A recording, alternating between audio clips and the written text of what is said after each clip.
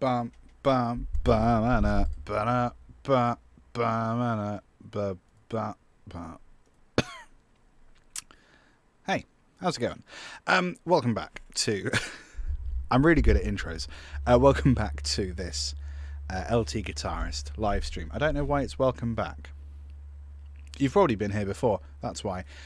We are doing Vapourwave today. We are making some sort of Vapourwave something inside of Cubase. Wonderful, forgiving Cubase. I think it was really good when... what was the last sort of... We did a couple genre streams, didn't we? I think when we did the reggae one, I think it was quite good to... sort of start the stream just talking about like my relationship with the genre and what I'm going to try and do with that genre in this stream. So maybe we start there today. So I'm gonna pull up Canva, I think, and we're going to make a little map. And it's worth saying that obviously these streams are intended to be educational. I am a windy boy. Other than being a windy boy, I'm a Steinberg certified trainer. That doesn't mean I know everything about Cubase. Not at all. It means that I know quite a lot about Cubase. Probably more than a lot of people, because I've been using it for my whole life. So if you have questions about Cubase, I am pretty well equipped to answer them. And if I can't answer them, I can find an answer easily enough. I also use a lot of native instrument stuff. They haven't responded to my emails, so I'm not officially anything as far as native instruments are concerned. Maybe one day. We'll see. I also will answer questions about music production in general, agnostically outside of Cubase, as well as composition, music history stuff. I like music, I guess, and I talk about it often. Let's open up Canva right here. So let's talk a little bit about what Vapourwave is, or at least what my relationship with it is. And I think that's important to preface, because things like people are really protective about things like genre, and what Vapourwave is to you might not be relevant to what I want to talk about today. What Vapourwave is to me might not be important to you, or it might be a different interpretation of what you think it is. So we're just going to talk about my view on Vapourwave, I guess. So, where do we start? That's the thing about Canva. You've got a load of elements and very little guidance. Okay, so my whole thing with Vapourwave, I think Vapourwave is very similar in terms of its intention, in terms of what it's trying to achieve, to lo-fi hip-hop. But I think if they're related, I think they're cousins, right? So let's say lo-fi beats. We'll put lo-fi beats over there. We'll put Vapourwave over here. I would say that they're cousins. I would say that the parents of Vapourwave... Sorry, let's start with lo-fi, actually. I would say that the parents of lo-fi are really hip-hop. I think you can also have indie. I think that those sorts of genres is kind of what has led to lo-fi, right? Let's see if I can get an arrow. Arrow. Hells yeah. Look at us go. Wah, wah, wah. Lovely. So I would say that's what that looks like. And I would say that Vapourwave, if lo-fi is a result of hip-hop and indie, I would say Vapourwave is probably more to do with electro music. It's more synthetic.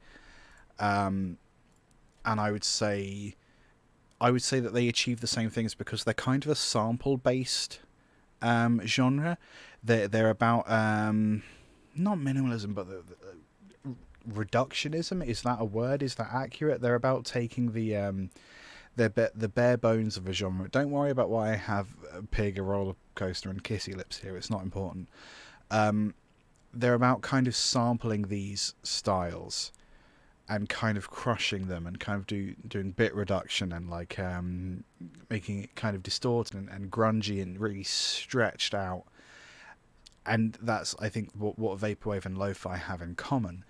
But I think the things that they sample and the place that they come from is what makes them different. So I think Vaporwave is a derivative of electronic music. I think Vaporwave is a lot about sampling kind of old-timey computer sounds. I think they're both incredibly nostalgic. I think with lo-fi, it's more about like cassettes. Yeah. I would say lo-fi is kind of more about like, you get a lot of guitar players in lo-fi. Like acoustic and electric, so I think they have that in common. Vaporwave tends to be very electronic. You seem to get quite a lot of VHS type stuff in Vaporwave as well. When I'm doing lo-fi beats, I tend to do some kind of VHS stuff as well, but in general I think people will do that with Vaporwave. So that's kind of my approach. I think that we've got these parent genres. And obviously hip-hop is sample-based as well, but I think it's the approach to sampling, which is much more about stretching it out and creating that kind of nostalgic vibe. I think Vaporwave and lo-fi achieve nostalgia, but they do it in slightly different ways. That's what I'm thinking. So I've done a lot of lo-fi streams. I suppose what I'm getting at now is trying to say, like, how is this going to be different to my various lo-fi streams? The lo-fi thing is very much about like creating like jazzy, funky indie samples and then manipulating them. We're going to be doing a similar thing, but we're going to be manipulating kind of more. I've got some old Microsoft Windows samples, and I've also got a Channel 4 ident for UK TV fans. That's the vibe we're going for today. Let's put you over there. So let's start with Lucy Ken. How's it going over there on Kick? Wonderful Kick. I'm enjoying Kick. So let's maybe have a look at some of the samples we've got. That's the downloads folder. Samples. So I have just the audio of Microsoft XP error sound, if it wants to play for us, which it doesn't. Okay, we'll just close that. Oh no, we're having a bad time already. There it is. Thank you for eventually playing that. We have a Channel 4 ident from 82.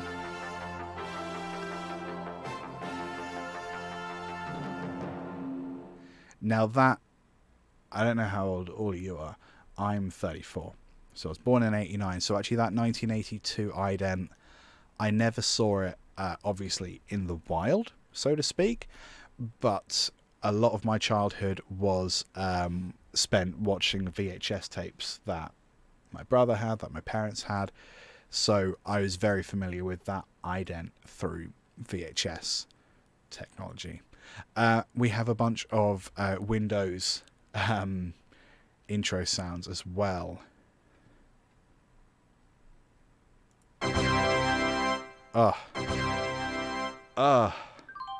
Ooh. Ah.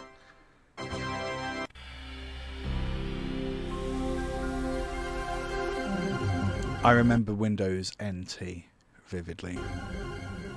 These are quite cool.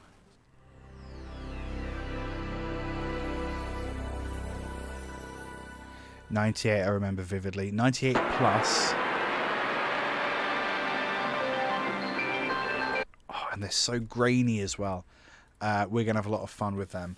Lucy Ken over there on Kick. Have I heard of the artist Boy With Uke? I have not. Do I have any idea how to mix vocals like his? Not without hearing him, obviously. That could be something I could do in the near future. Yeah, why not? What sort of genre would you say that is? Because I'm doing kind of genre masterclasses at the moment, so if there's a way to work that in there. I'm not really a singer, but I could pretend. Oh, thanks for following as well. Very good of you. No, those Windows intro things, man. They again, like, my family were not what you might call early adopters when it comes to technology. So we had Windows 95, which was pretty janky, well into like 2003, I think, where we finally upgraded and got the internet. in 2003 we got home internet. Right, so what the heck are we doing? How are we going to actually incorporate these samples? So with the XP sound, what I'm going to do inside of Cubase is create a sampler track. I'm going to just make these a little smaller. I don't know if we'll need that many contact tracks. In fact, we're going to call this XP says no. We're going to open up that sampler track, and I'm just going to drag and drop. No? Oh, I'm not going to drag and drop. I can drag that there, and then on there. Whatever. Cubase is great. Sometimes you just need to work out how it is that Cubase wants to communicate with you. So now, if I just move this this playhead over here a little bit, and this one back here, we then should have a playable that's uniquely satisfying. Oh.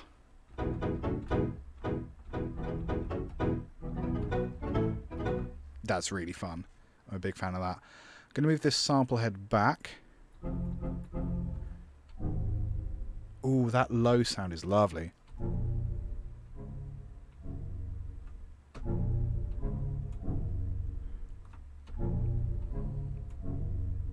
I might record that in fact.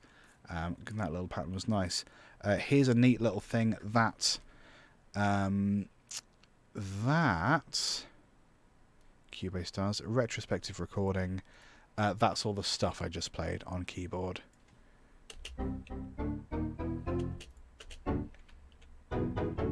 Which is my favourite thing about Cubase, to be honest.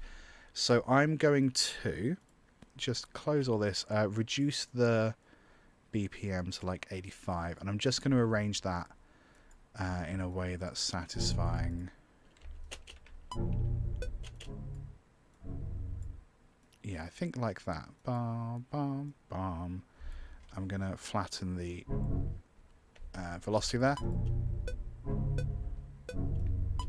2, 3, 4. That's going to be the pattern. Or at least that's going to be a starting point, which is a good start. Let's copy that a few times. Boy with the Uke is more lo-fi. Oh, okay. Oh, that's quite cool. Yeah, so that sort of thing we can definitely do in the future. I do more lo-fi stuff than I do well, possibly any other genre actually, and I release quite a lot of lo-fi stuff as well. And I also play ukulele, and I can also program drums. So yeah, that sounds like something we can do. The vocals might be interesting, because I do work with vocals quite often, but I'm not a vocalist myself. But that, yes, I think we can work that into the next lo-fi stream. So the software I'm using is Cubase, to answer your question. This actually isn't a VST. This is just a thing that Cubase ships with. So this is called Sampler. It's a new kind of track that they brought in the latest version. So if you go to, where's it gone? Add sampler track over here. So instead of adding like a VST track or an audio track, it's its own thing.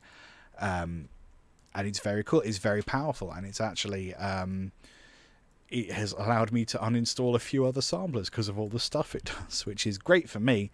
And my disc. That's really fun. So we've got the XP says no up there, which is a great start. How do we introduce these other samples? So I think actually the channel 4 ident, there's some nice sort of like chord blasts in there. And what I love about, what I love about Cubase is you can just drag and drop video on here. Oh, and then if we really wanted to, I've never tried exporting video from Cubase, but I'm assuming you can, although that doesn't seem to want to do anything. That's fine, we don't actually need video. Let's delete that video track. Oh, are you stalling because I made you open 2 videos? Are you mad at me? Are you going to be helpful? No, you're not going to be helpful. Minis FL20. Yes, it's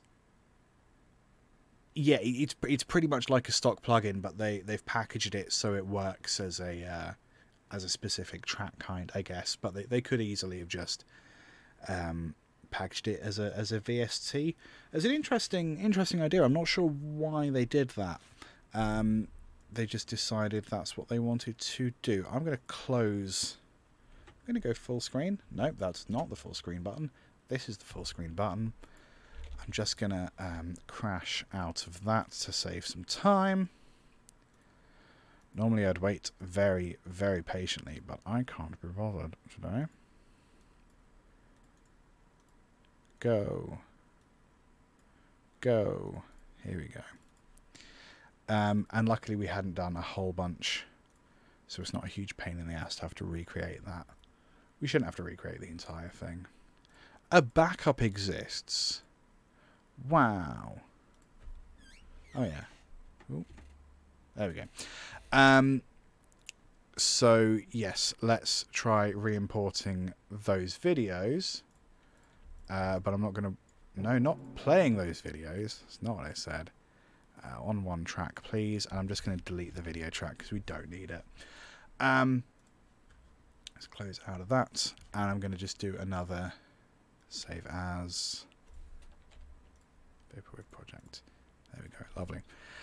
Yes, so what I liked about the Channel 4 ident... Channel 4 was a... or still is a channel in the UK, TV channel. Their selling point was that they weren't the BBC. That's all they had going for them.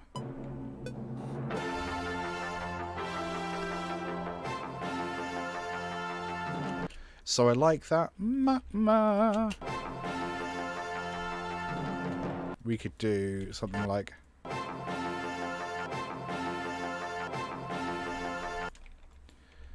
I mean, if we really wanted to, we could do that sort of thing.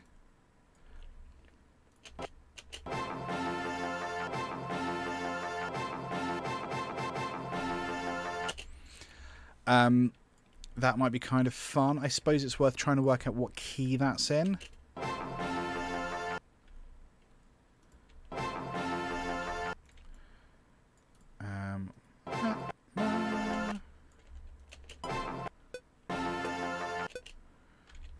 What if we did?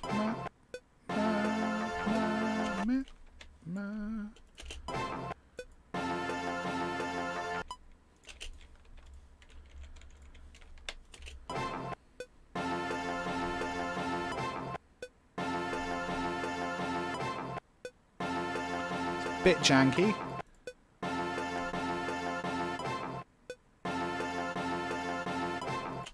Yeah, that was pretty big when they brought that out in Cubase. Just so we see what file extensions these are. Yeah, that Windows one was an MP4. Channel 4 was also MP4. Yeah, you just drag and drop them, and it creates a video track. And then if you just want to get rid of the video side of it, you're left with the audio. Cubase has got some incredible stuff going for it, and that's definitely one of them. So it's worth us knowing what key that's in, because then we want to try and match everything else with it.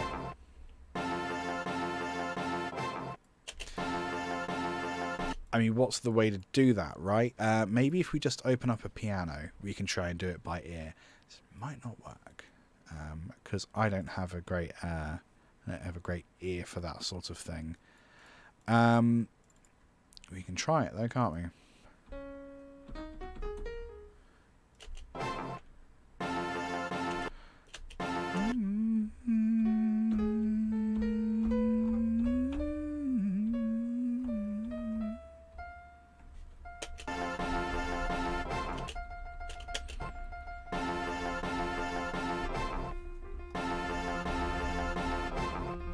F.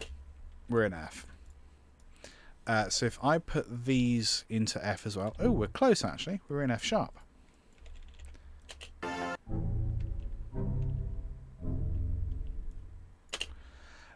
Would these work together if we did one then the other?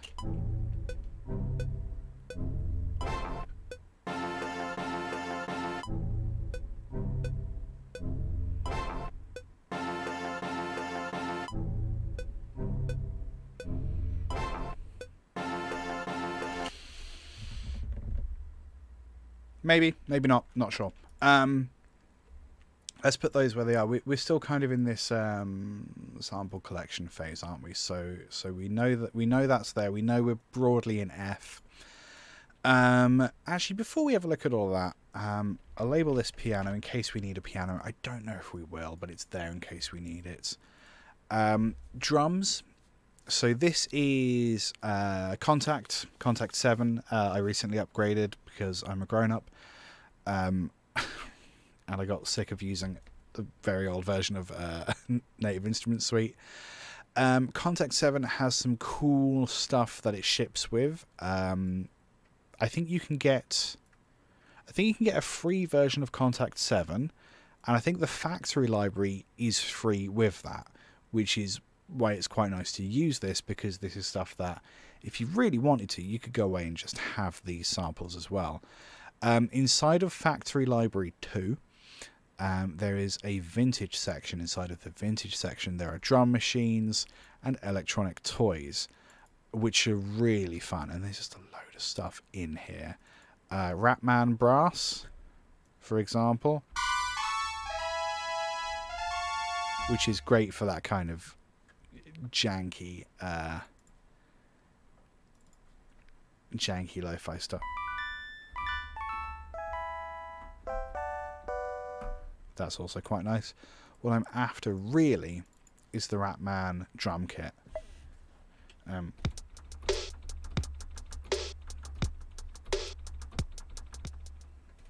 Lovely.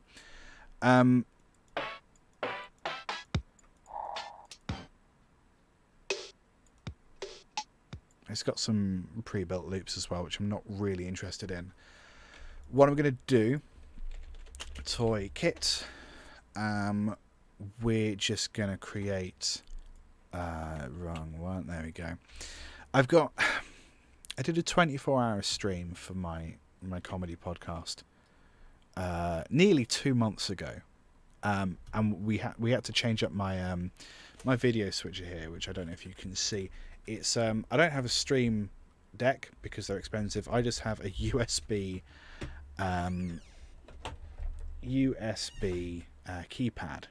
It works real well, but for the stream we had to come up with a bunch of new scenes, so I kind of like I rubbed out the numbers and I just marker penned in these different scenes, and I need to change it back to these music streams because these do not make sense for what I'm trying to do, and it's very annoying. The big face button works. That's all that works. That's the only one there. I need to get back to that.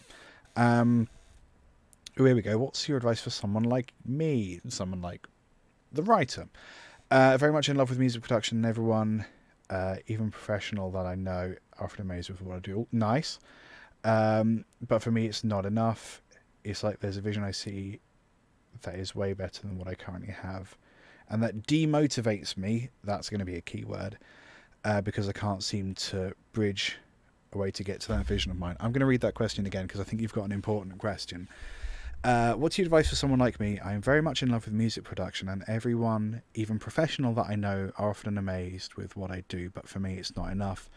It's like there's a vision that I see is way better than what I currently have, and that demotivates me because I can't seem to bridge a way to get to that vision. Yeah, I totally relate to what you're saying.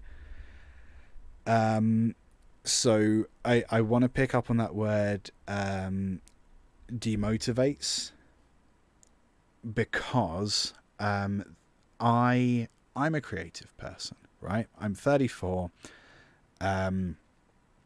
I've worked in the arts, music, education and more recently creative marketing for most of my life. And the reason that I do that, the reason that I've made these things my jobs, is because I literally cannot stop making stuff. I've tried, can't do it.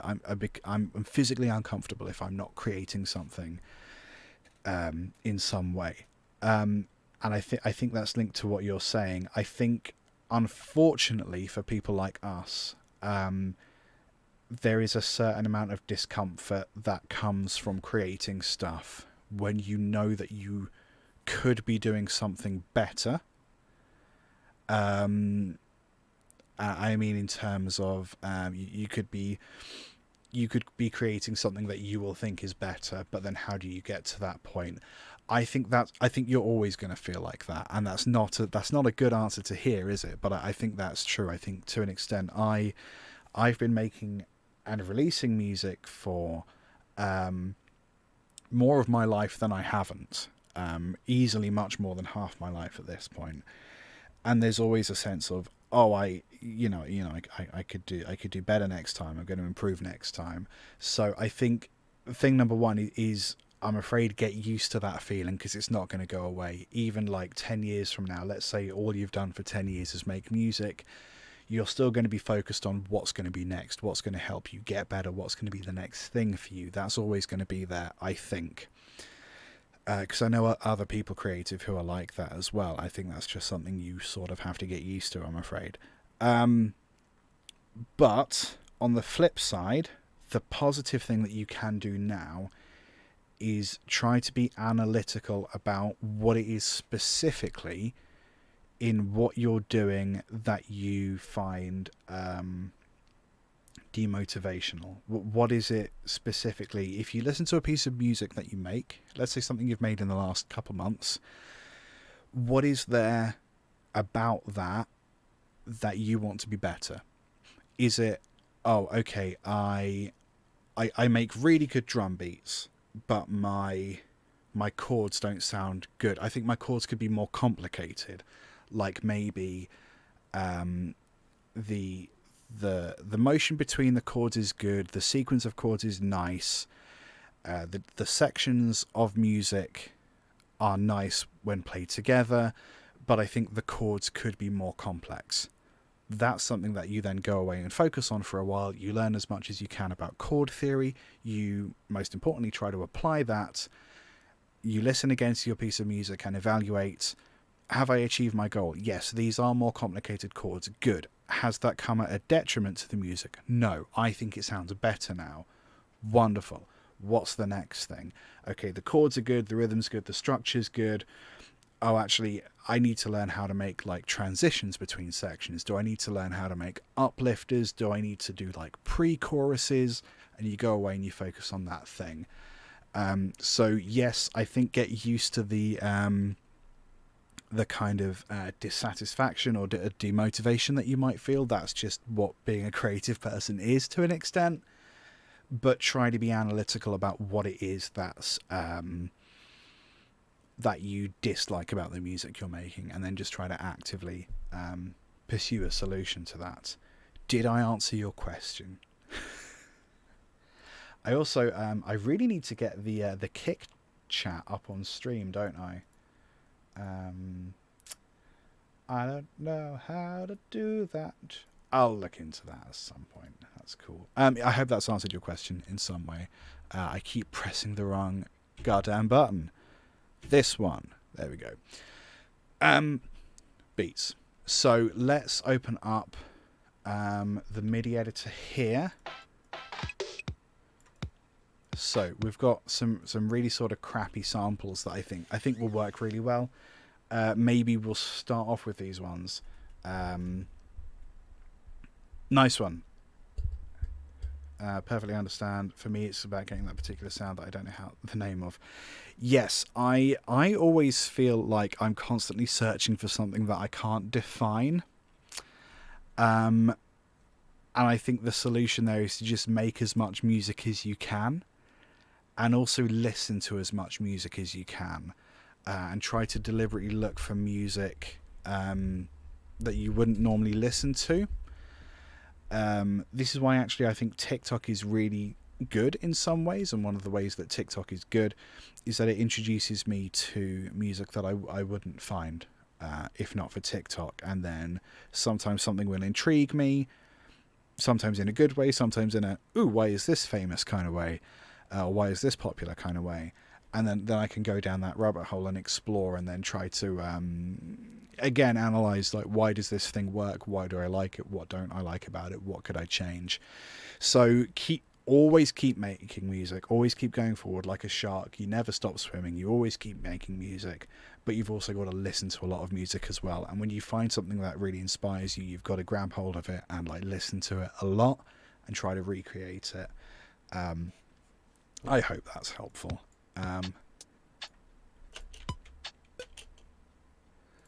So we're just going to do like a really straightforward kind of hip hop almost beat. Let's have the first kick and the snares a little high velocity.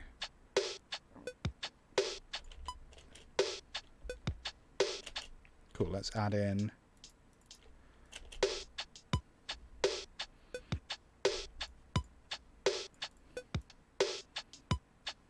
lovely, let's increase them. Cool.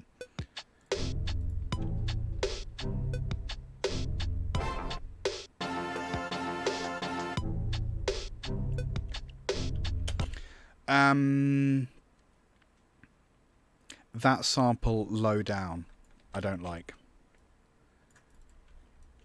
Let's go up 2 octaves.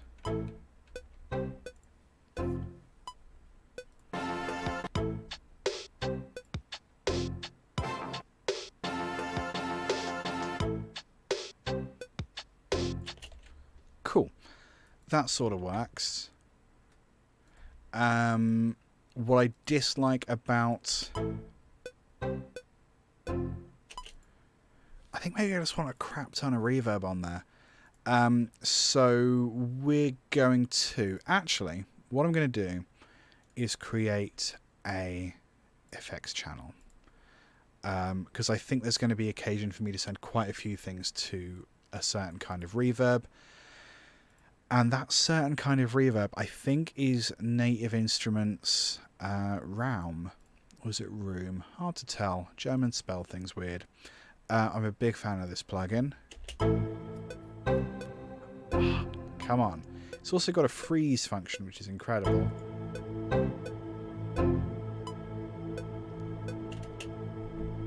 So we can just sit in that forever if we really wanted to. What presets have you got here, Raum? Canyon Piano. Disintegration. Ooh.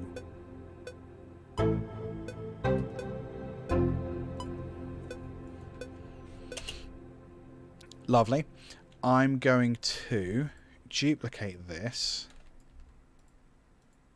I think I want a section to have a version of that melody and another section to have a different version of that melody. What I want this to do, 1, 2, 3, 4,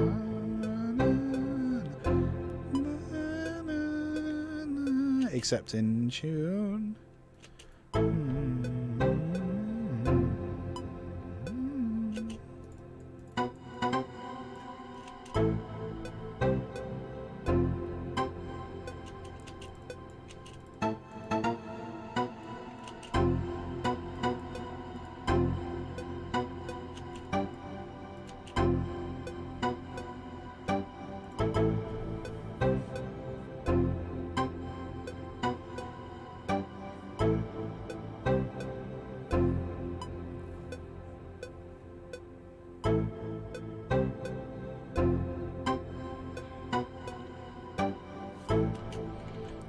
Not quite.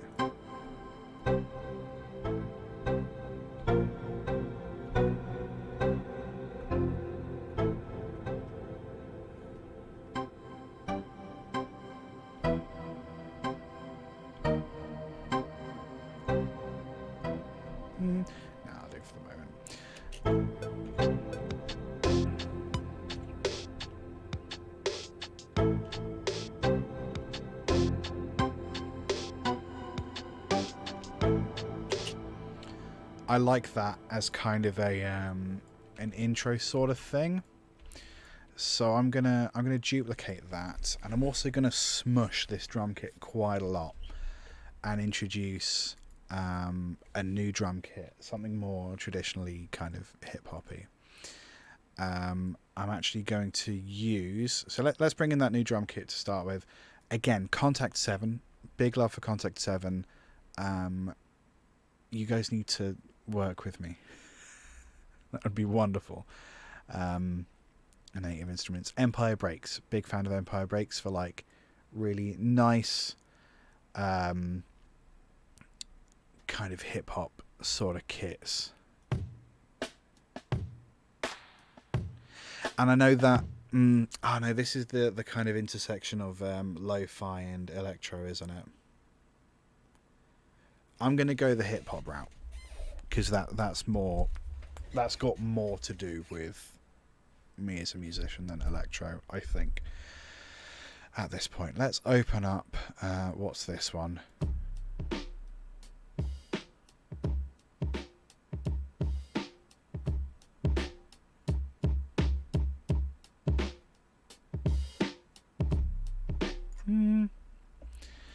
Maybe I do want something more electronic. I don't know.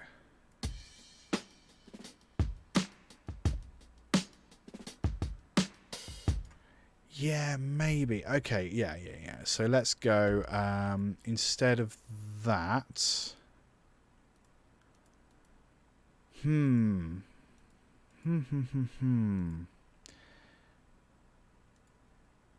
don't know. Let's try...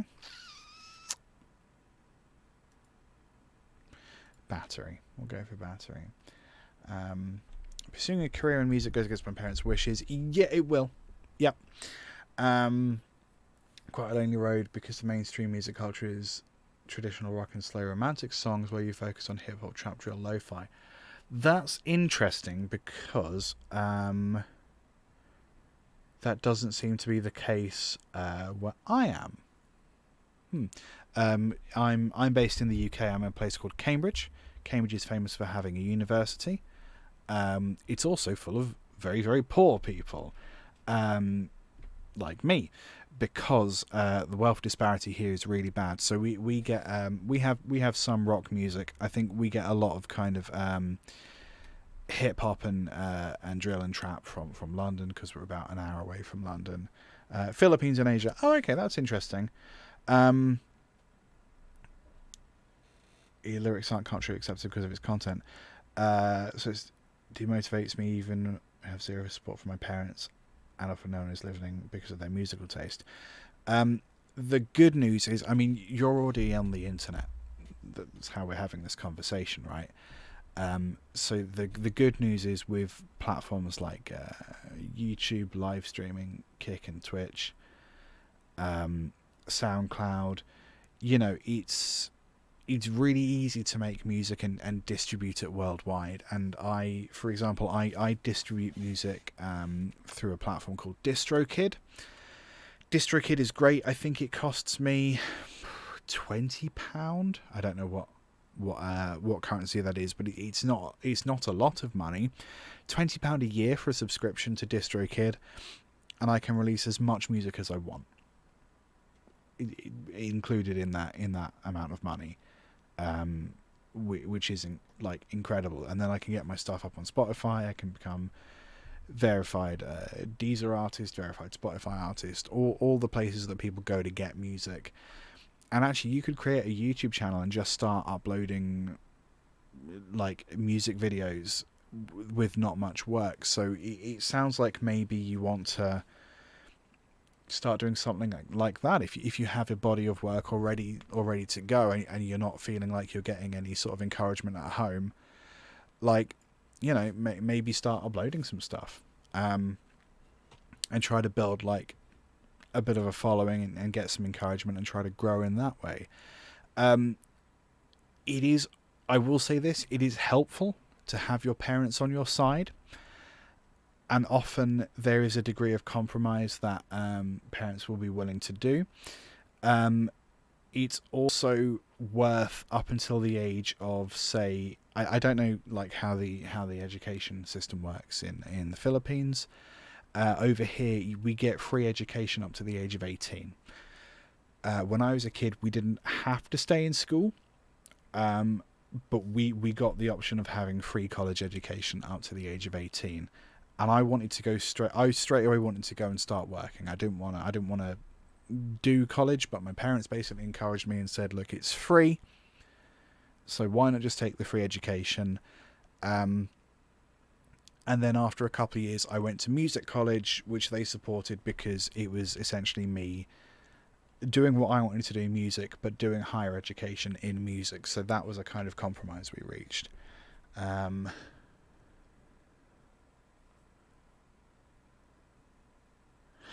Yeah. The good news is that it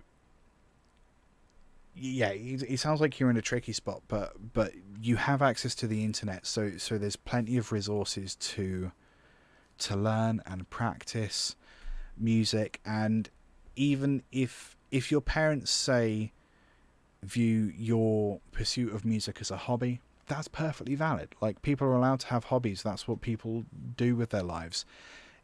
And at this point in your life, maybe it doesn't matter if you're wanting to pursue music as a career.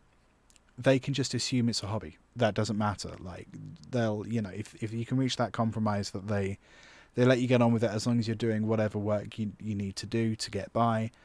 As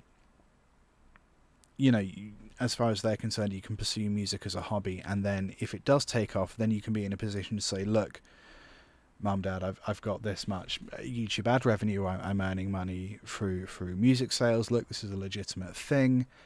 I can pay my way. Then, to an extent, maybe you don't need their approval. But I think while you're having to live with them, maybe it's worth finding those compromises. But yeah, being as you have access to the internet and streams like this one, which are available for free, I would say spend your time learning as much as you can, spend your time practicing as much as you can, and if you have the opportunity to upload stuff for free to YouTube, for example, it's a great way to get started. What did I just do here? I opened up Battery because we're going to try a little electronic kit. 909. Let's try a 909 kit. Lovely. We're going to detune most of those, I would have thought. Better. Likewise with this net.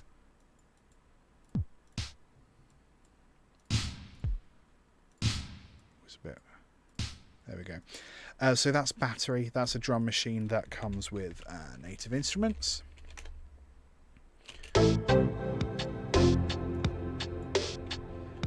So I think we'll have that come in here.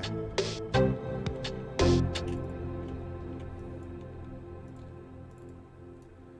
maybe have a little break there. Maybe these drums do like an intro. We'll do a 4 on the floor because we're essentially doing electro.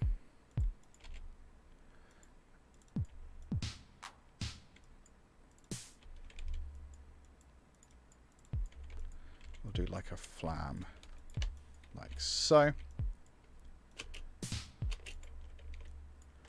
Make that a little tighter.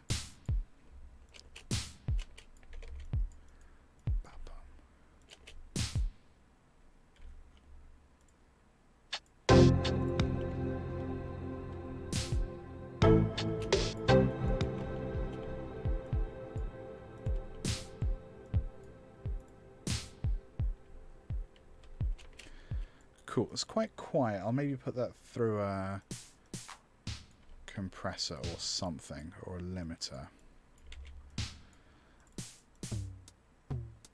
And we'll carry on with the hi-hats in between. And let's do, open hi-hats like that.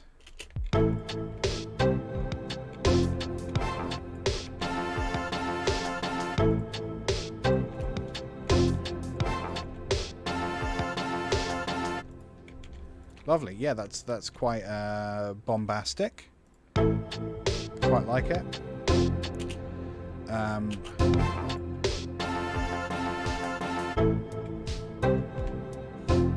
So these drums need a little bit of work, don't they? So let's start off with... why are they so quiet? It doesn't matter. Let's go for Steinberg Dynamics Razor. Big fan of Razor.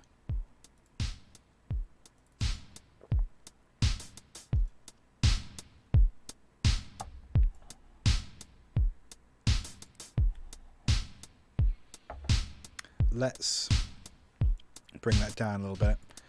Let's put just a little bit of distortion on that, I think.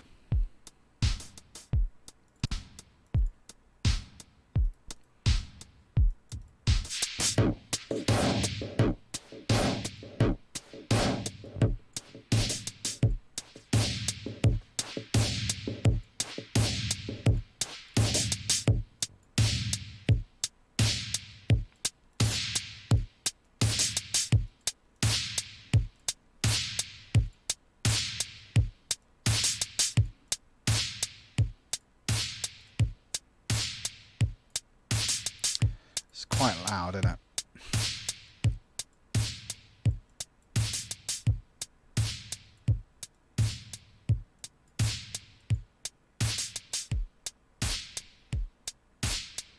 Yeah, it's a bit crunchy.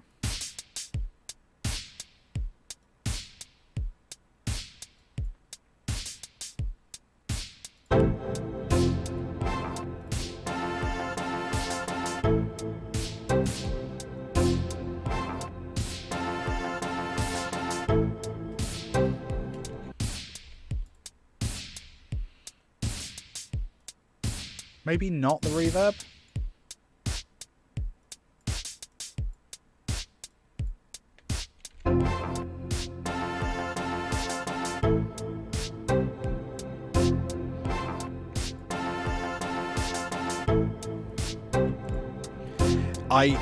It sounds like, yeah,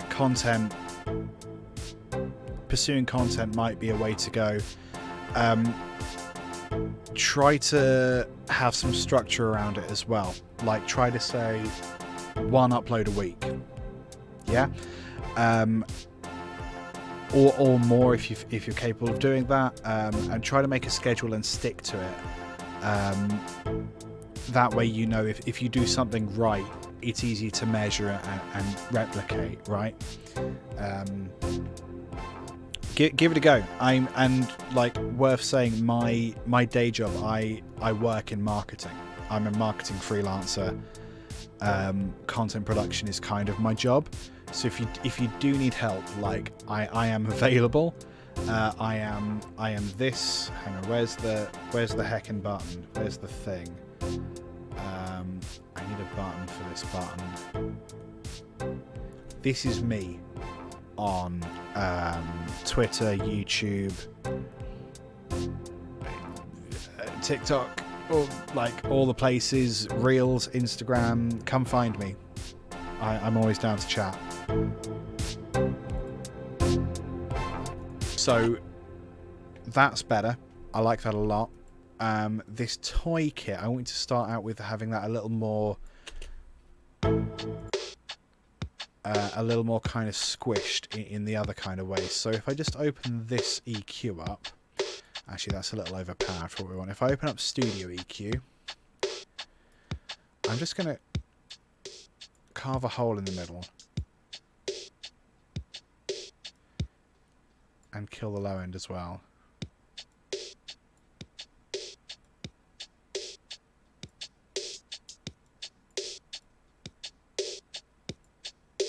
Cool. It's a bit much there, actually. Yeah. Let's stick just a little bit of reverb on that as well. Roomworks of some kind.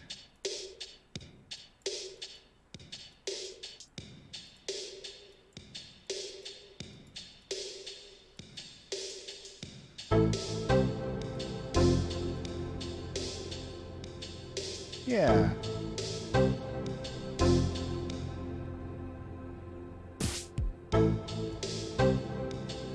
That's brilliant. That's a perfect plan.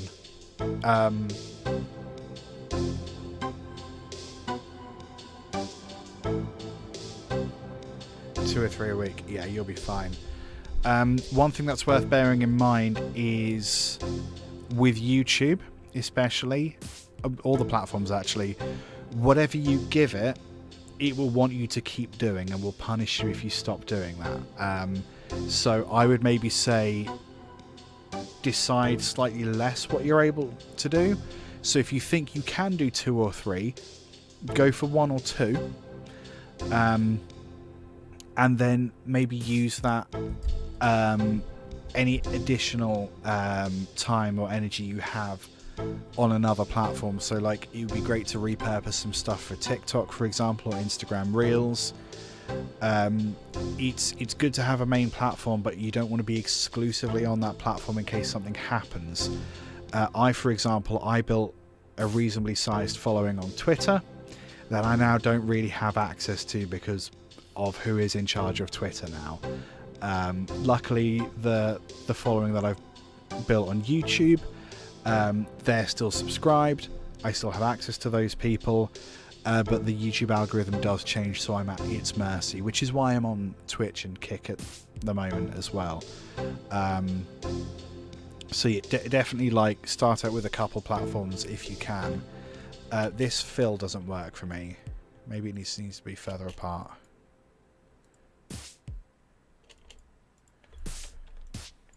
Maybe just like that.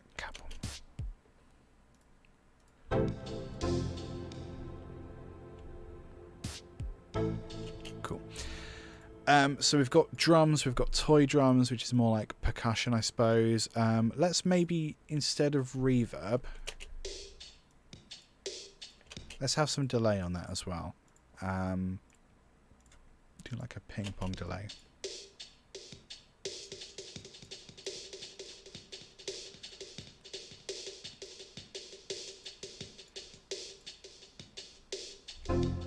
No, you're not a distraction at all, buddy.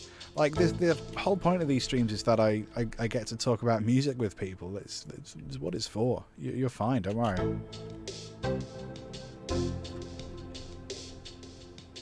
Cool. So let's leave that section where it is.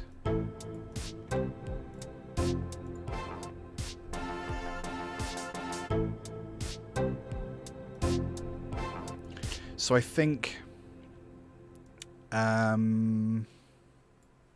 what we want here is to be able to change up this kind of blast at the end.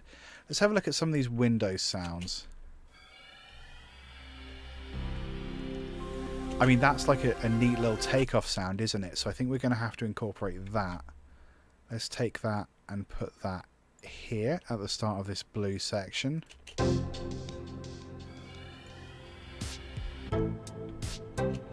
we'll bring that volume up a bit. So I'm going to put all of these samples on a different track because, as you can probably hear, I hope you can hear, oh, there's just so much high end in that.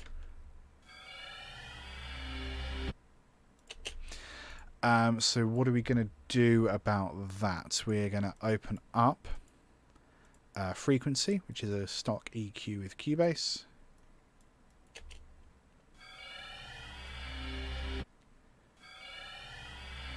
And I think we're just going to do like a high-end cut.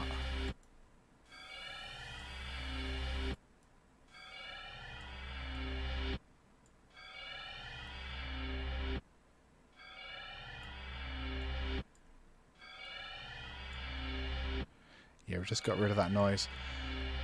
I'm also going to try and work out what key that's in.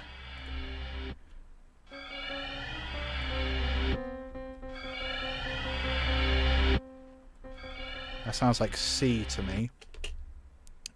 So we are going to... if we're in F... Actually, F to C is okay. So C is the fifth of F. So we can probably get away with using that.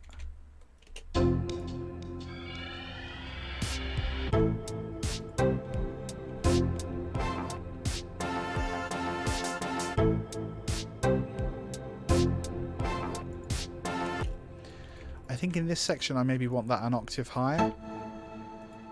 Maybe.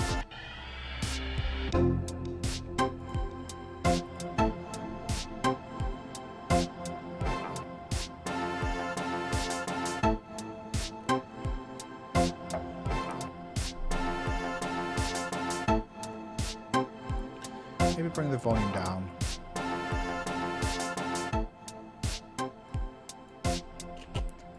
I think we can have the volume higher in this yellow section.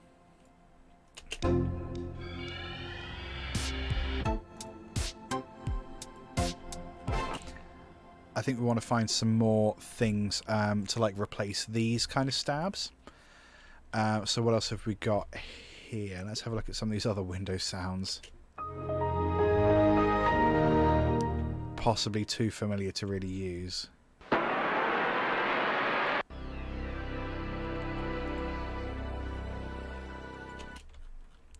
That could be really fun. Maybe it's like another section. I don't know.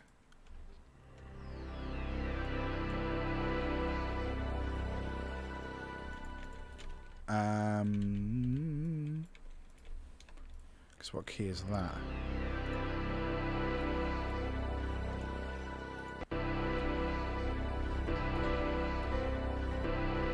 See you again. Yeah. No, you're absolutely right. Installing a bunch of VSTs because you think you're going to need like a big arsenal of stuff, and then you never use them. That's something that I think is. I've definitely done that, and I will occasionally download something that looks interesting and never use it. The thing I really like about Cubase is it comes with a lot of stuff that's really excellent. And for example, the frequency EQ that you see me use a few times, that's the only EQ I need. I own other EQs, but I don't need them because this one does everything I want it to. This actually does way more than I've ever reasonably needed. And it is definitely overwhelming when you're like, which compressor do I use? It doesn't matter. You think it needs a compressor? Stick any compressor on. They all essentially do the same thing. When did I start making music? So I'm 34 now, right? So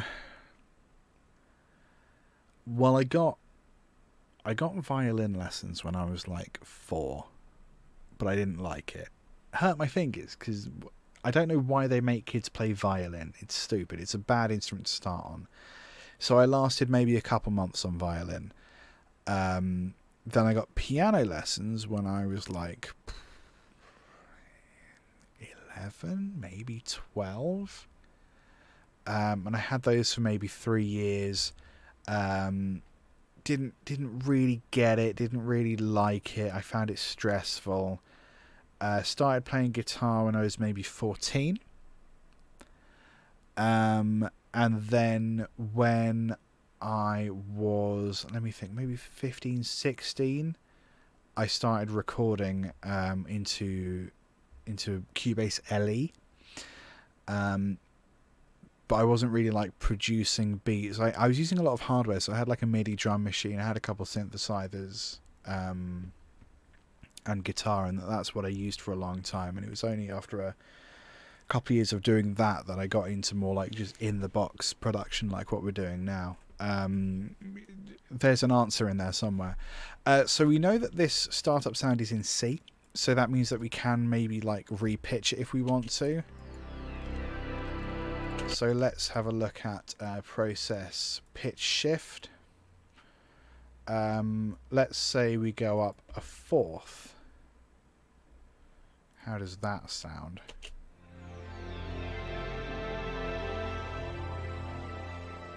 Pretty nice, actually. And then what if this one,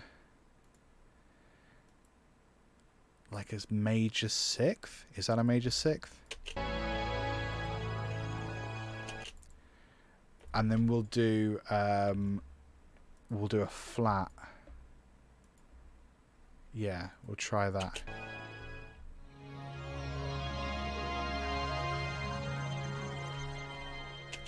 that might be a really long but really fun section. Let's play that all together.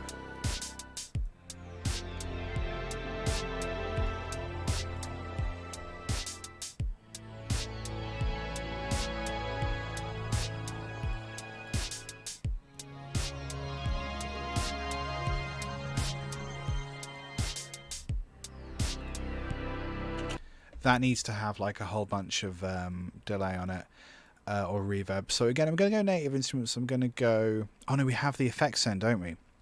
This is why. This is exactly why.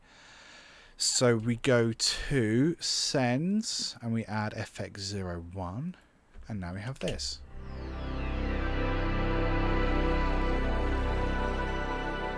Which is lovely but peaking.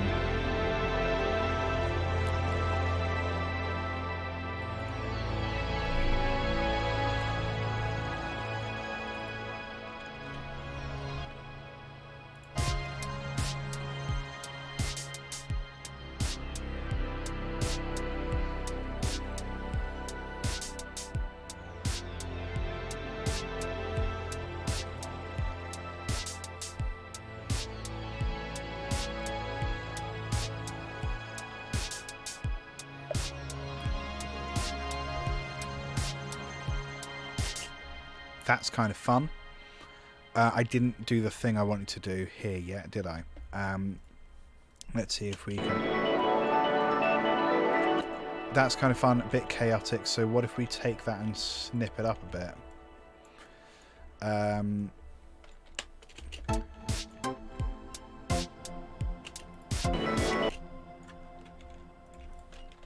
We'll do like... better.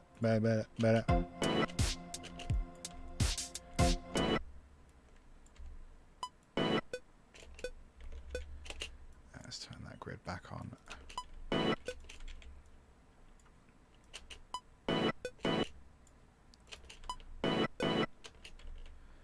If I snip that to the start, it'll be a little easier to stick that on the grid.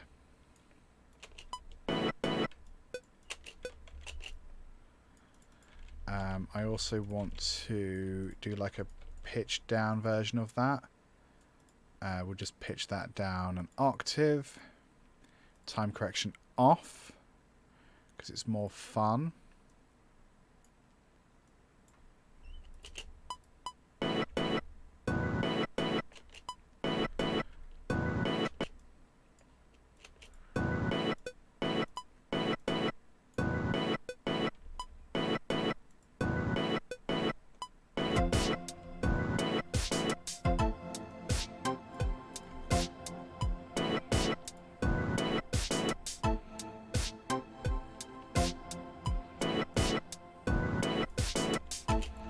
And actually I'll copy that riser into the next section.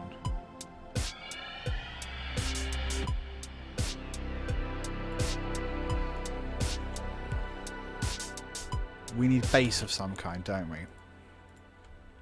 I think so. And also what happens after this section. I think after this section, if I just duplicate the whole thing, I think we go back into this for a bit. Does that blend?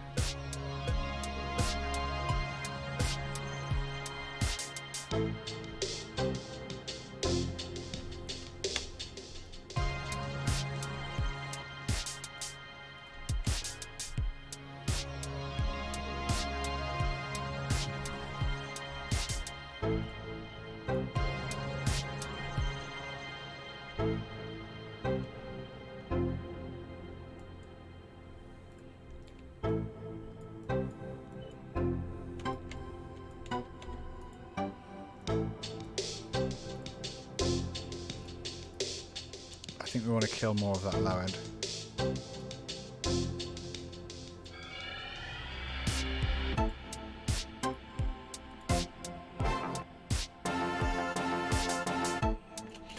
There's more of that fanfare, isn't there? That channel 4 ident.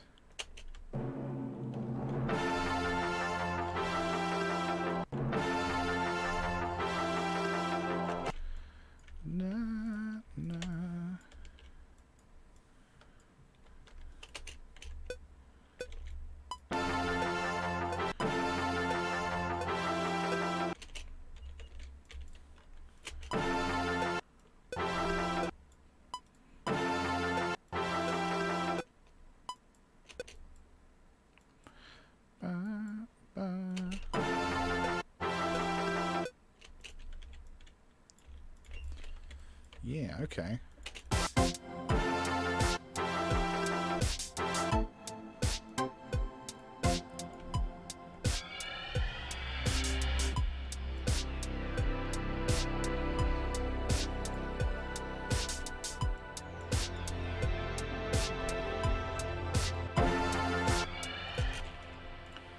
Let's do another rhythm here.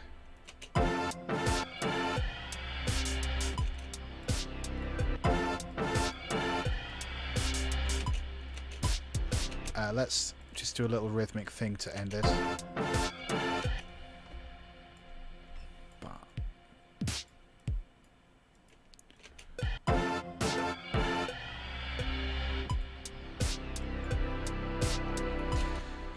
I got distracted. Bass is what we need. Let's go Retrolog. Retrolog ships with Cubase. Shocking. Retrolog is a very powerful sort of Moog type synthesizer. I'm a big fan of it. Don't know what else to say. I know it really well. We're going to go triangle. We're going to go octave lower. I'm going to increase the attack and the release substantially. We're going to go glide. There we go. We're going to have an octave higher as well.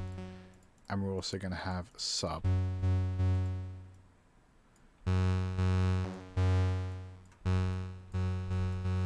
Lovely.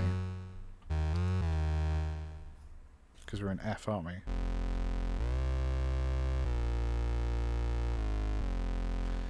There's a few things we can do there. Like I'm probably going to put a little bit of wobble on the tuning. So we're going to go sync mode on LFO. We're going to go sync mode tempo. Source LFO 1 destination. Oscillator 2 pitch.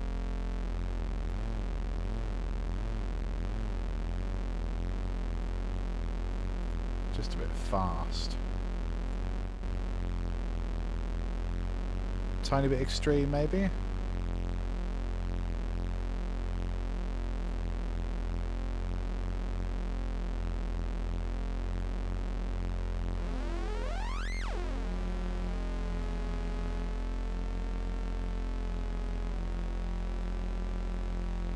That might be annoying, actually. Yeah, that's really annoying. Let's bring that back a bit. That's better.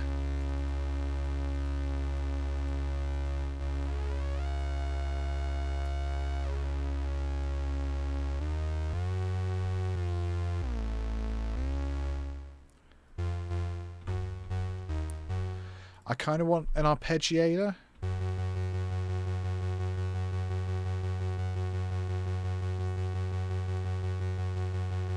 Maybe doing like octaves occasionally.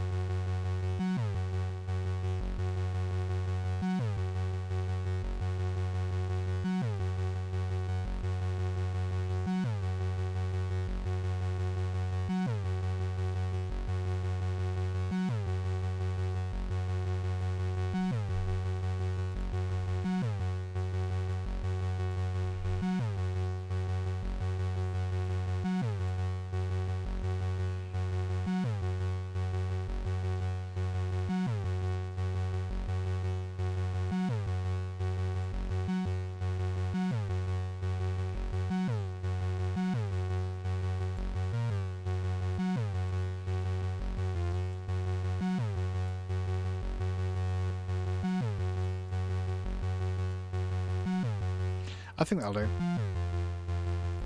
So let's try adding that in to this kind of yellow section.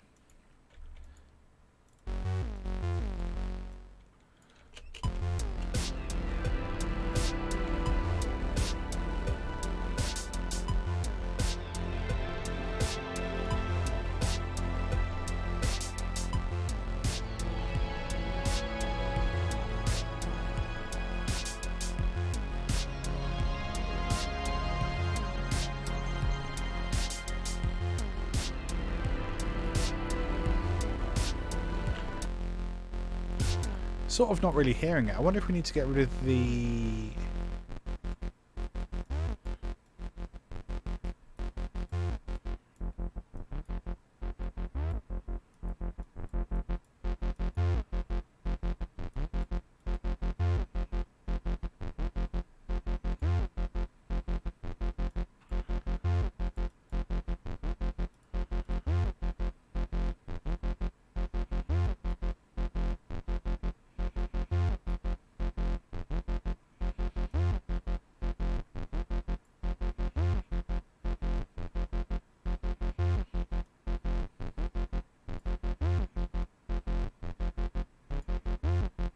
Because I suppose if we're just sticking with the... Yeah, if we're just sticking with the tonic...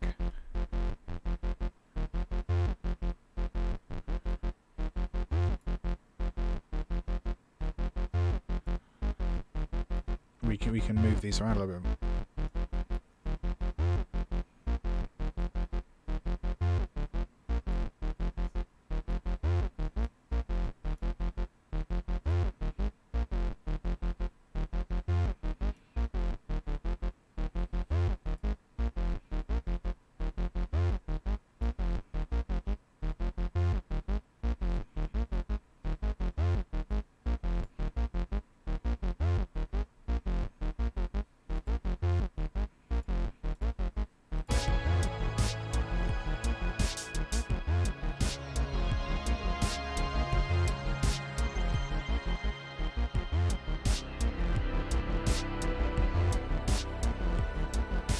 Maybe.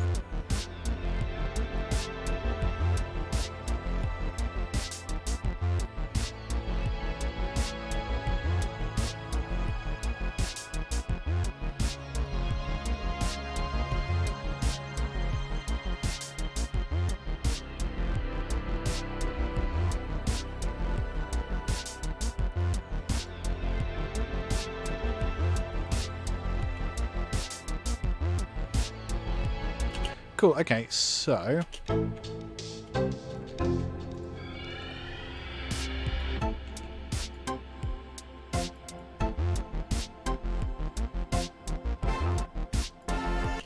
What I really like about Retrolog is you can turn the arpeggiator on and off. We're just going to enable and turn that off for this blue section, and then it becomes just a regular synthesizer.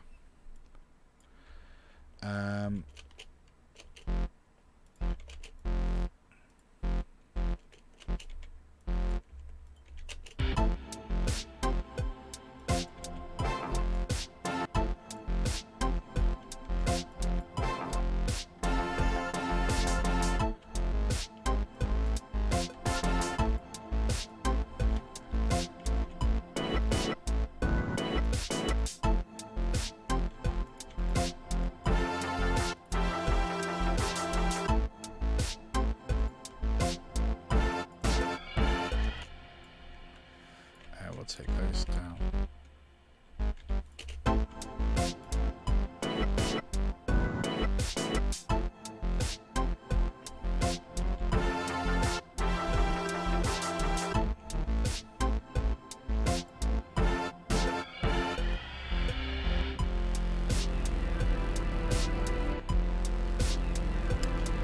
Arpeggiator.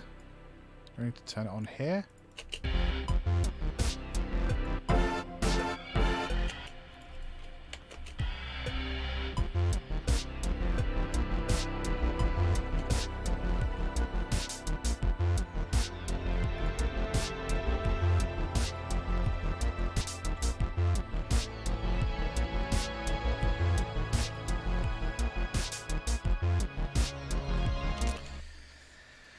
Needs to be simpler, I think. Dun dun dun dun dun dun dun dun dun dun dun dun dun. Is there a way to... Let's just replace it.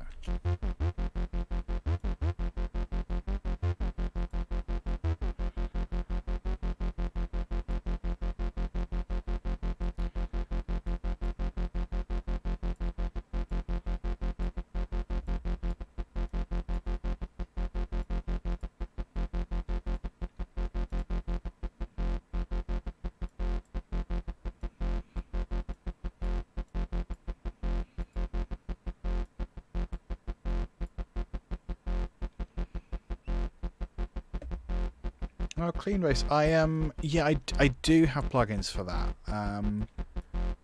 Again, Native Instruments has sort of got me covered for that sort of thing.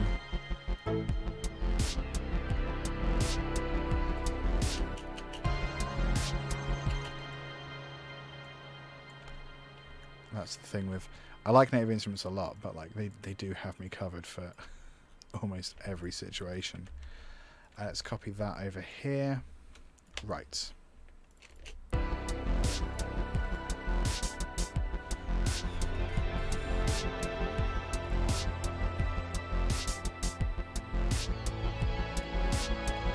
I think we need like another kind of high-end synthy thing.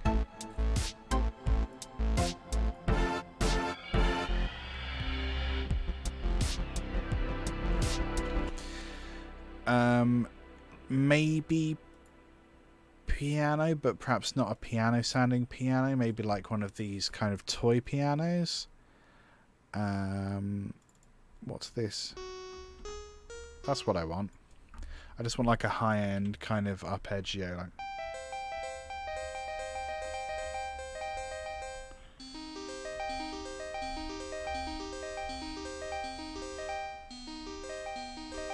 Yeah, maybe changing an individual note every time. Toy synth. I'll just call it lead synth. Lead synth.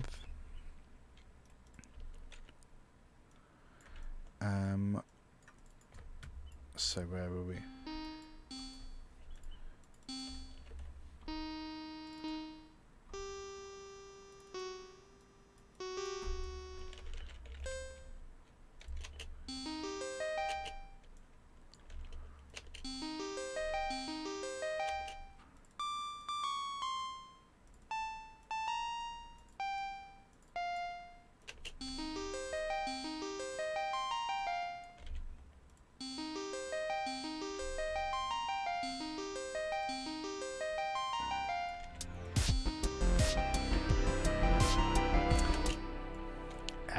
We're in F.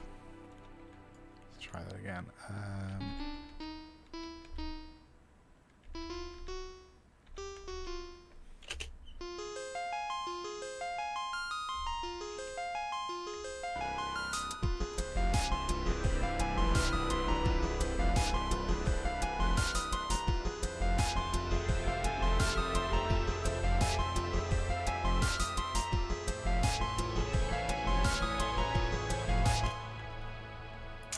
Doesn't sound good. Why is that?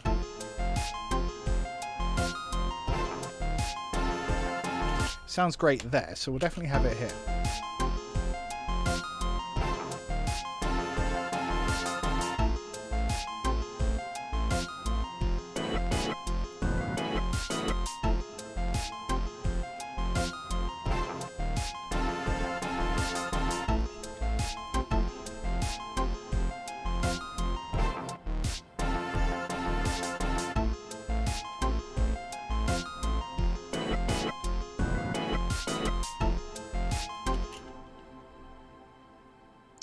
What's the problem there?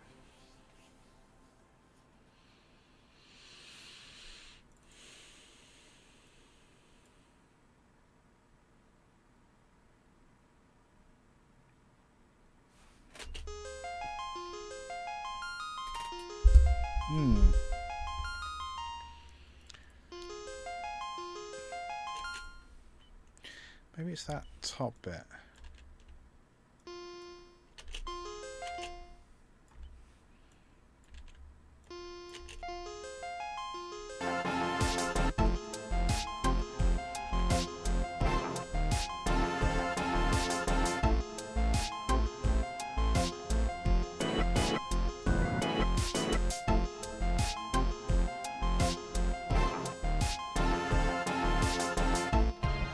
Maybe here?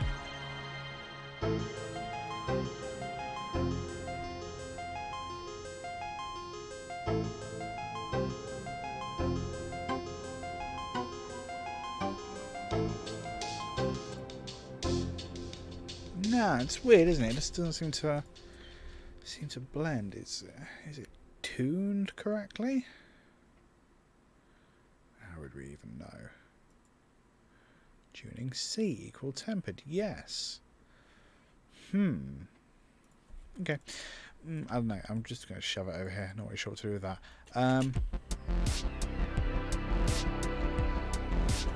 So maybe we just try to like follow along just with tonics. Just like so. Oh, that's faster than that.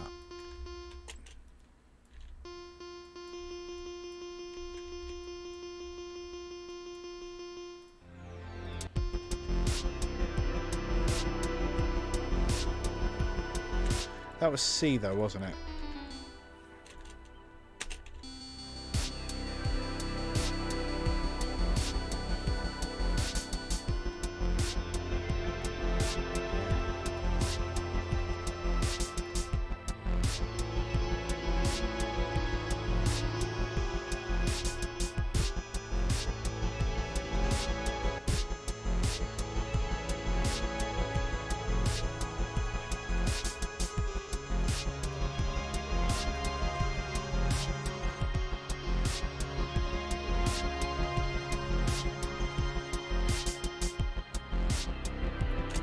I don't know if that's right, but it sounds okay.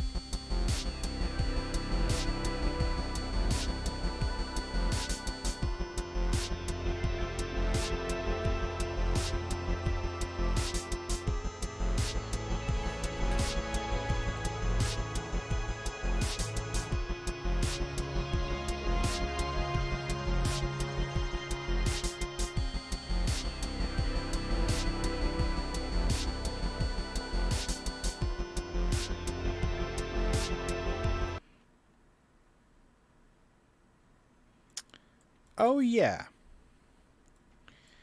Yeah, I forgot we had access to that. Yeah, Cubase can just tell you what your chords are from audio. It's pretty cool. I always forget it can do that. Right, okay. So I mean, does that sound right? So C.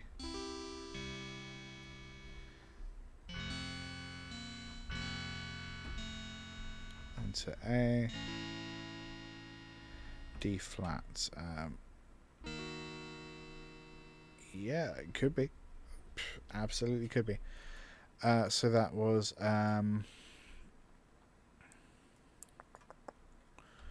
so starting off C to F. Yeah, we had that.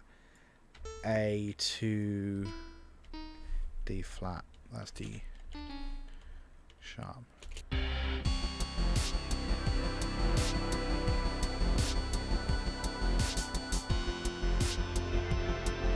So far, so good. Yeah.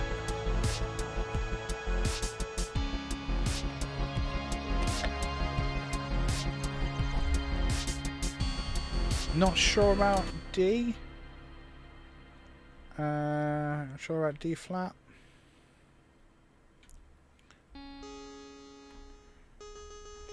Because I feel like, yeah, I feel like that was the chord.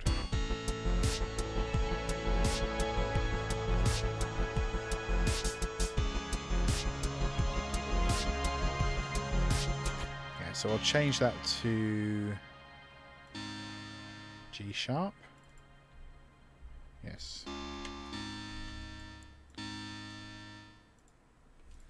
Cool.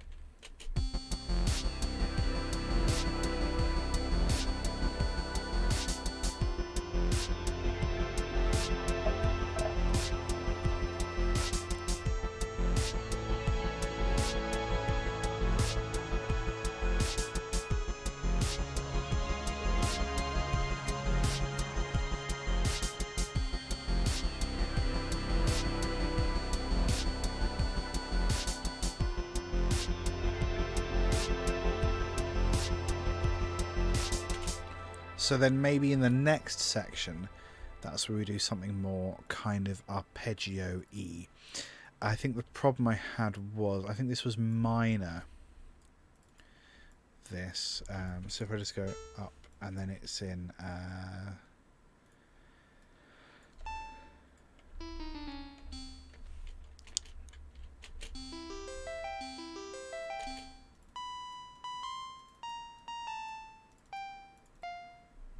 Yeah, we'll do that.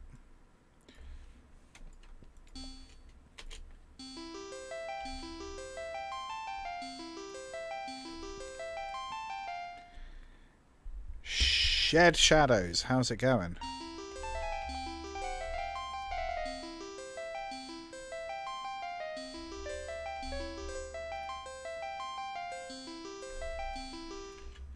Let's try that. So then we bring that in the next section. So I'm going to copy these chords because I've already forgotten them. Post them here, and then we're just going to follow those along. So then this one needs to be F. So Control A. We're just going to go chromatically up to F.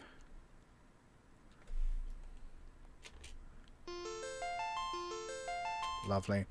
And then A and A flat. And they're all made because we're doing some stupid chromatic stuff here because we're using samples. So we don't need to worry about the chord tonalities. We are making Vapourwave, which is kind of lo-fi style music using a lot of Windows 95 startup sounds, essentially. Up to A. The next one, A flat. Control A down.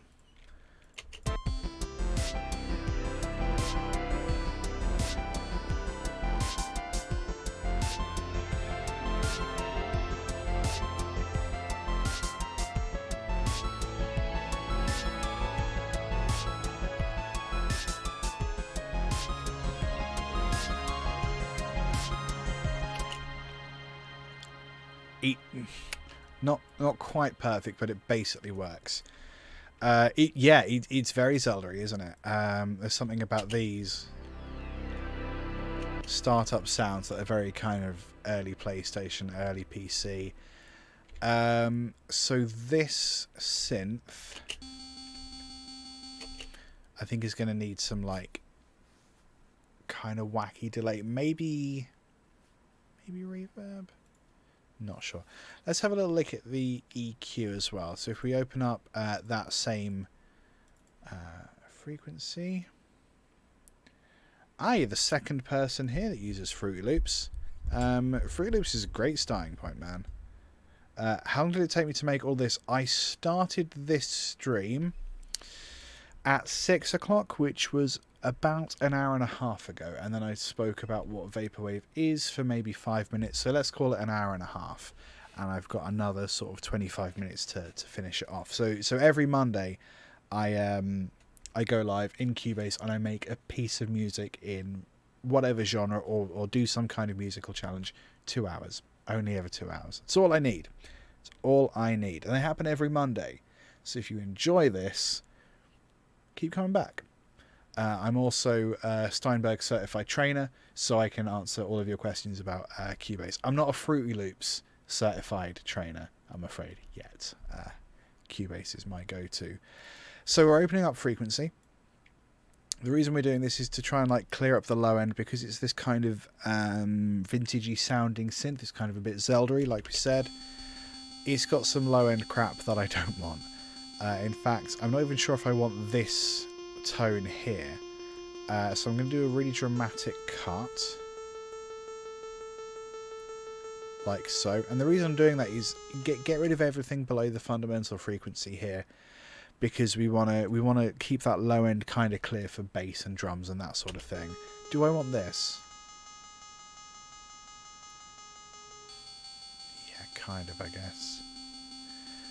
Let's clean this up a little bit as well. I'm gonna broaden this and raise that, and maybe kill the high end a bit as well. Lovely. Did I go to school for this? So, interesting question. In terms of music production, so like what we're doing here, I am self-taught. But I've been doing this. I'm 34 and I started using Cubase when I was 16, I think, or thereabouts. So that's the main reason. I've been using Cubase for half my life, which is why I can use it effectively and do composition so quick. But I did go to school for music. I went to school as a performing guitarist, and I've studied like different aspects of music at different points in my life as well. I got some years in general, and I got some years on this. I've definitely put in my 10,000 hours for sure. And that's like, whenever people say what's some great advice to get good at Cubase, it's just spend time with it. It's the same as like any skill. You got to practice it. You got to get that muscle memory. You got to just spend some time with it. 33 no judgment. Nice. Okay, we're twinsies. It's all good. So like if you're learning Fruity Loops, like the best thing you can do is to just spend time with it.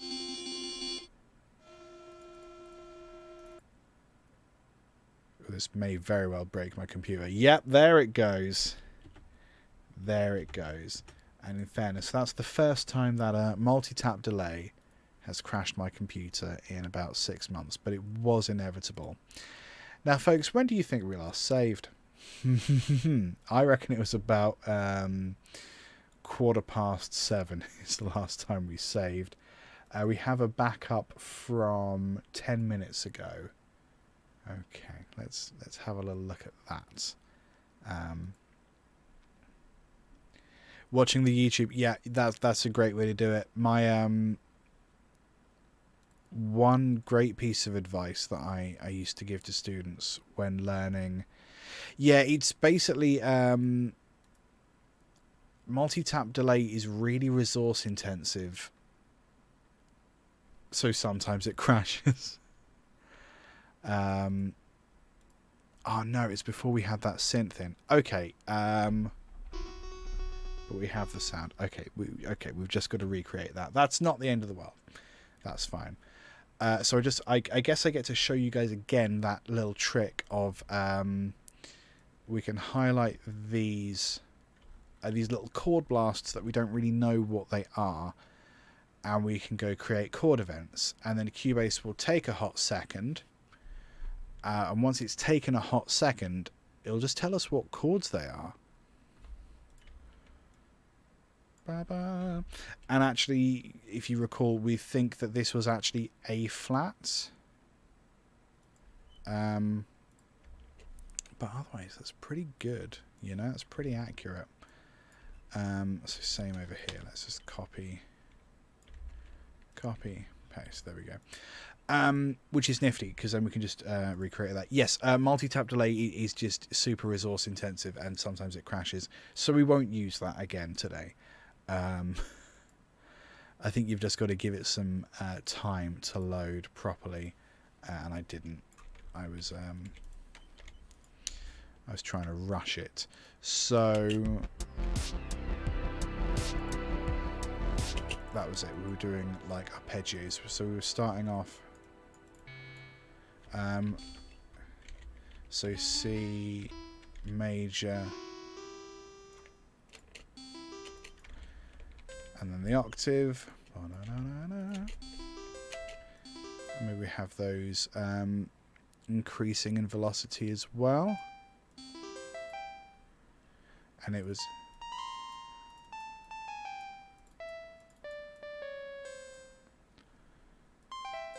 I think it was that was the kind of pattern we had.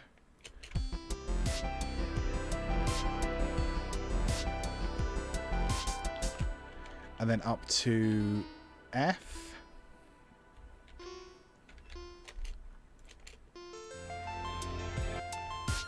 And then up to A.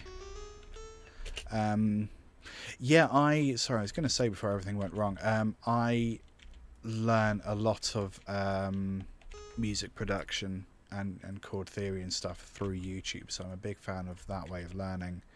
Adam Neely was a big channel for me, Andrew Wong.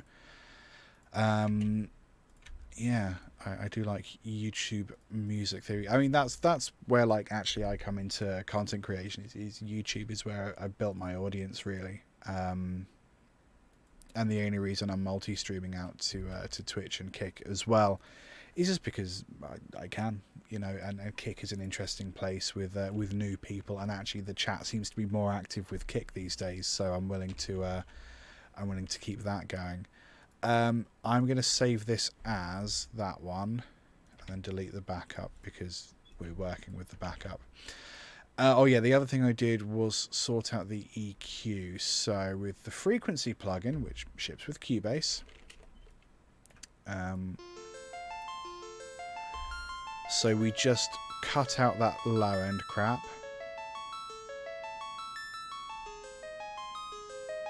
We kind of raised the fundamental there. I think we're sort of just following like the natural curvature of the instrument anyway.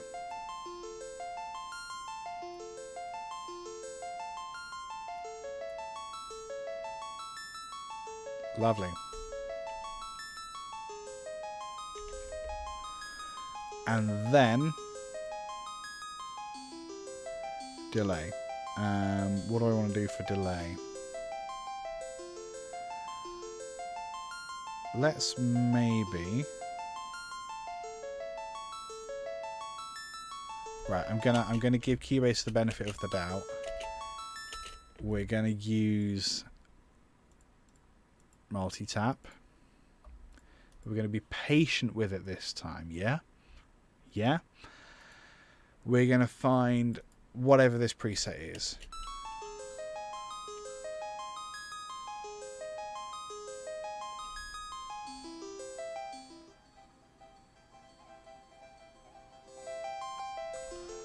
Not really what I'm after. Let's try another one. Scattered Dream Piano.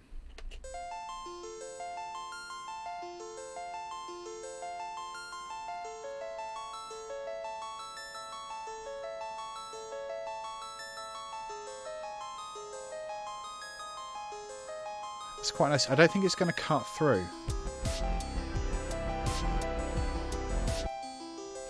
You can't really tell we've even got it on. So, okay, we'll do ping pong. Because you can always hear a ping pong delay.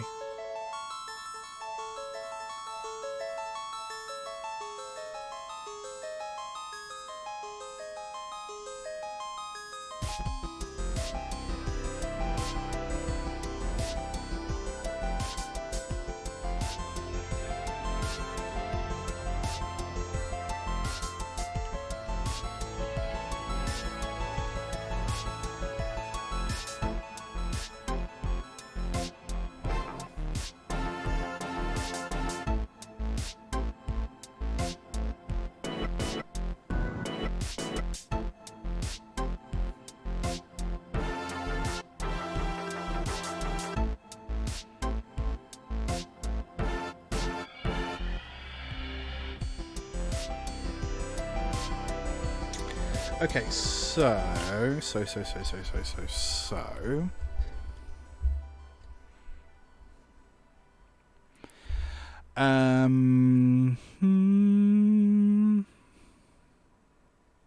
I think there's something in that blue section, which is what I should be doing more of, right?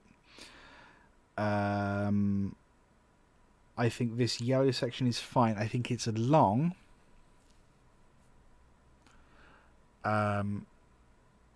It sounds like there was going to be another part to that, didn't it? But there wasn't. So I'm going to scrap half of it. And actually, I think we've done essentially the same thing over here. I'm just going to delete that. I think we want twice as much of this. Not sure about the bass. Oh, I know that we need the arpeggiator to click on there.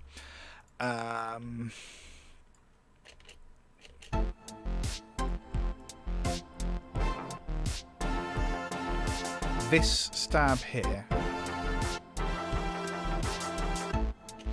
I think that should be most of the track. I'm just going to burn the rest of it. I'm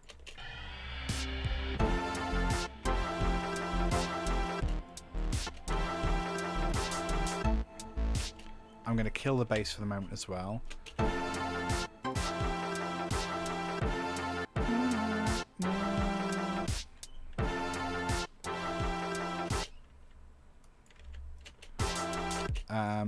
let's explore this sample a little bit more.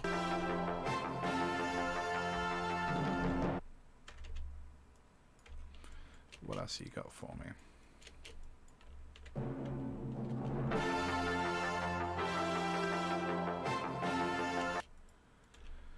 I think that little drum roll could be handy.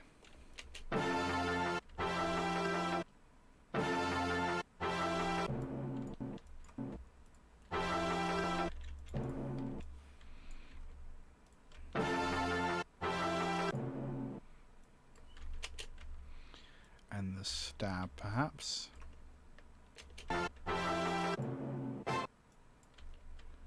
Yeah. Maybe we'll repeat that.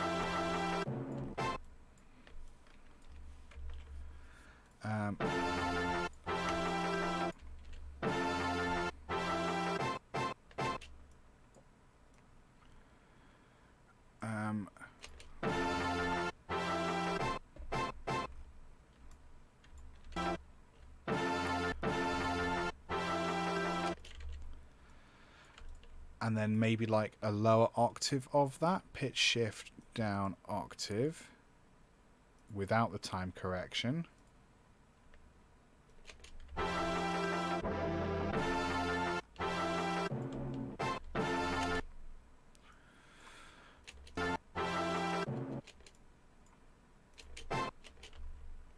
I want to stretch that and actually want to pitch shift that up. Pitch shift up.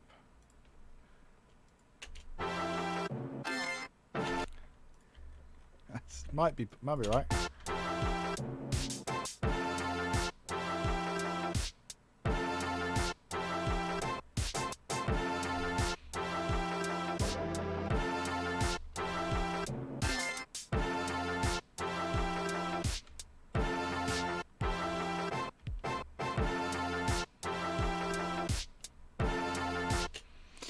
Let's see if we can copy those into the chord track as well. Might work, might not work. But, ooh, hello. It's just F. It's all F. I probably could have guessed that. So let's change this pattern up. I kind of go.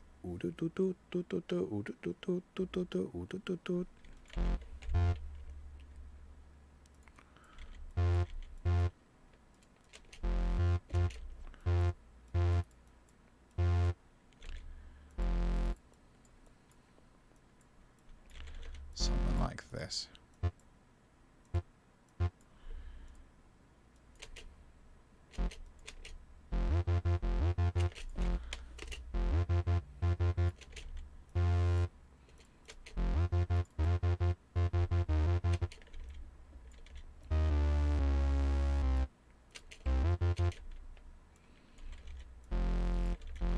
Might be able to just have that the entire way through, I'm not sure.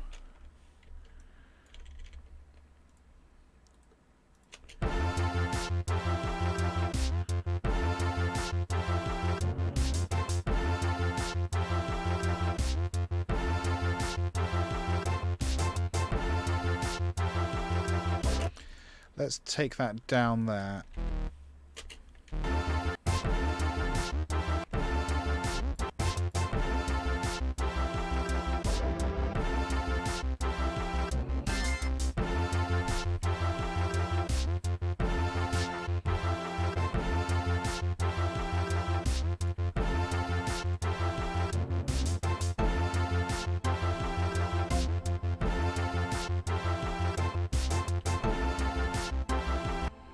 That really adds something, I think. Maybe if it was in F? Oh no, it is. Yeah, okay.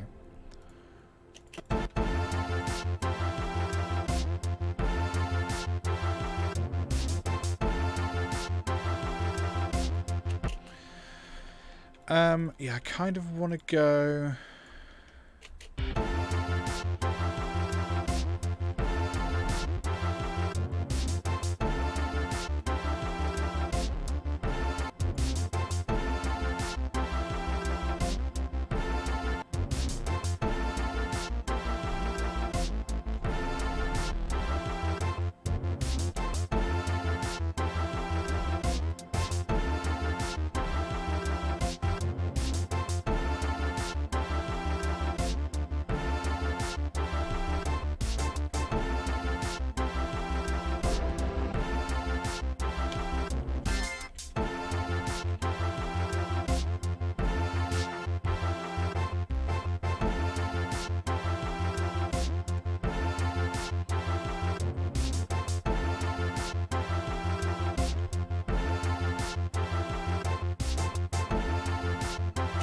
So I think that's good. I think that's long. Okay, so I am going to put it back to half of that.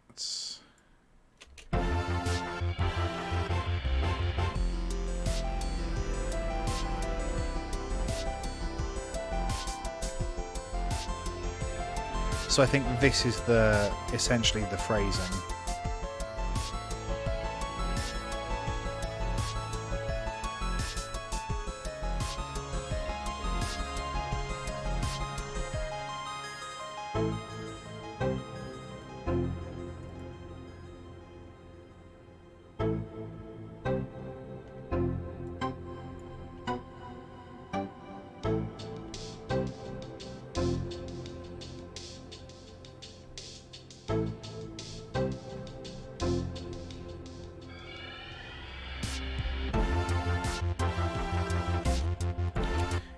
Maybe more epic than it needs to be as well.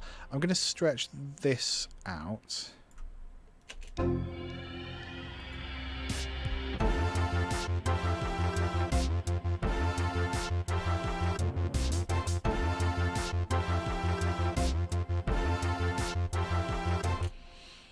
And then let's have like a phrase from the Windows XP sound.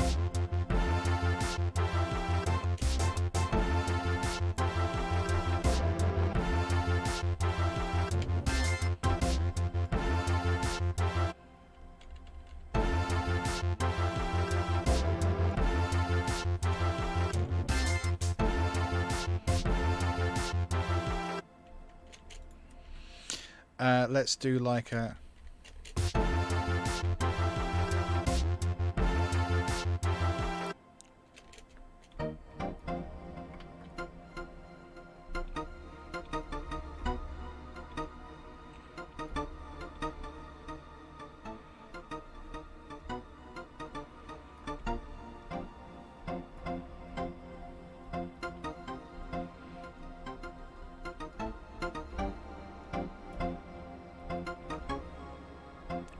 Let's start with that octave.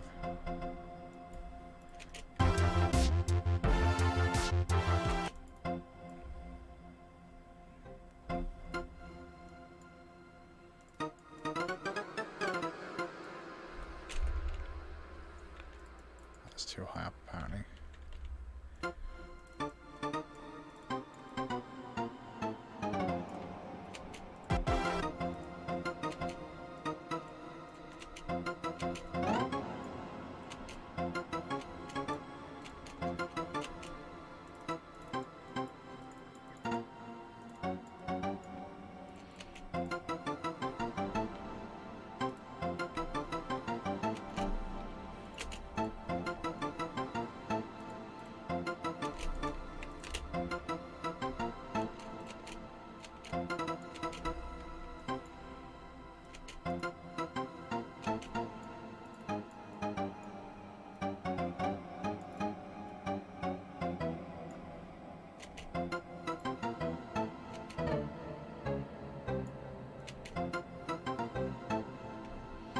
Maybe?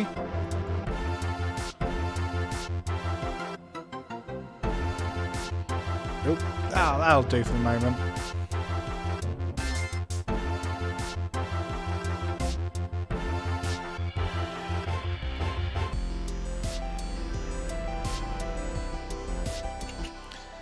I think we are going to get rid of the arpeggio there. I think maybe the bassist wants to follow these chords, right? Are you not off?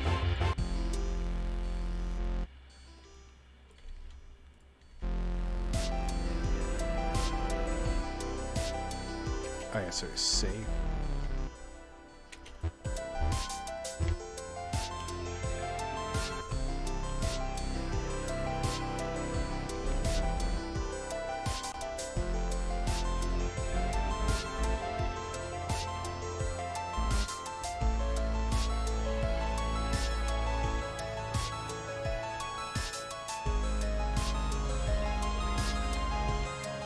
I think it wants like a little bit of wobble there. Oh, it's very Van Halen. So let's go LFO2.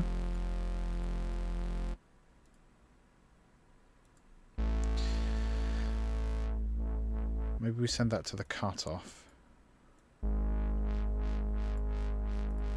16ths.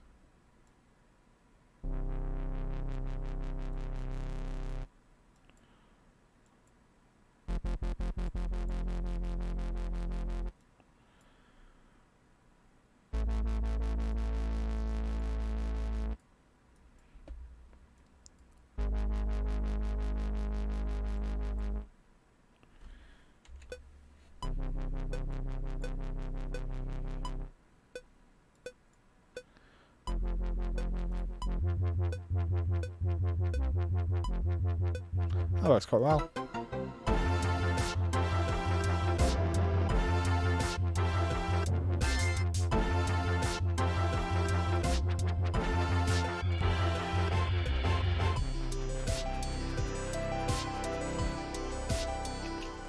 This end bit.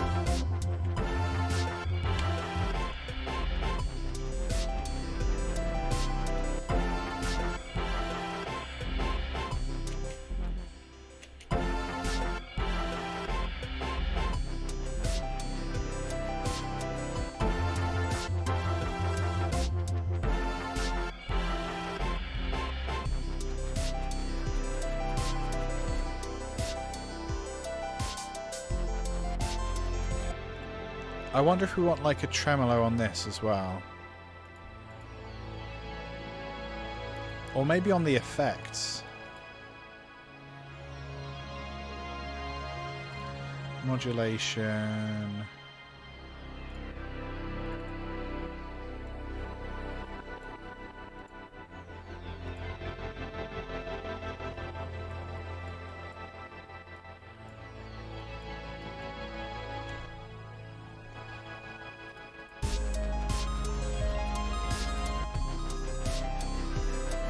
Nah, perhaps not there. Maybe on the original.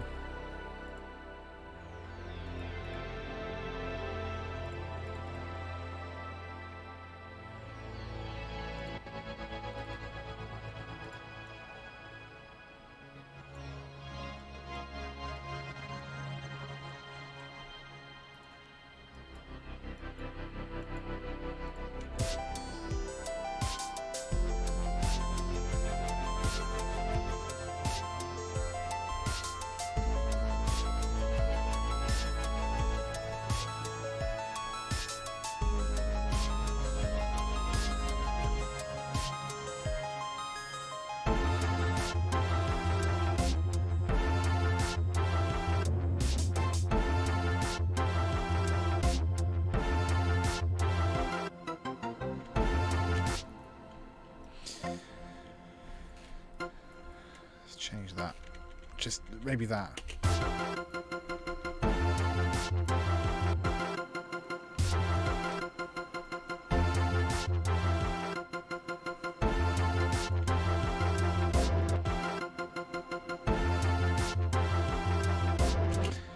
So we haven't taken care of the low end on this plugin or these samples at the bottom. So these samples at the bottom, we're just gonna again open up a not very resource intensive studio EQ. So we want to keep this area clear for the bass.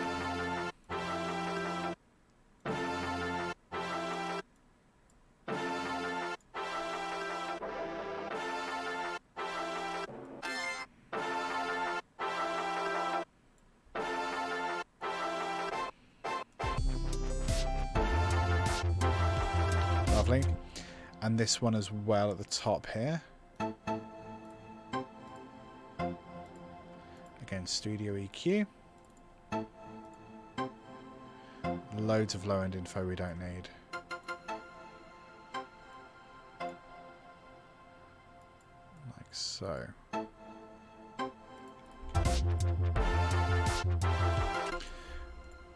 We probably want to separate these out in terms of stereo as well. I'll put the channel 4 ident on the right, the Windows XP sound on the left.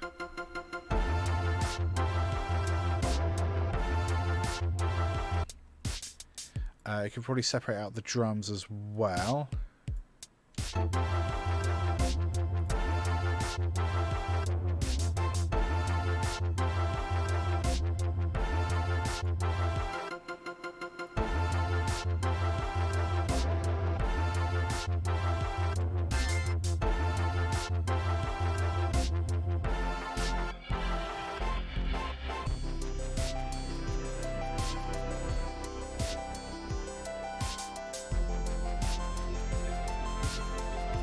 That's better.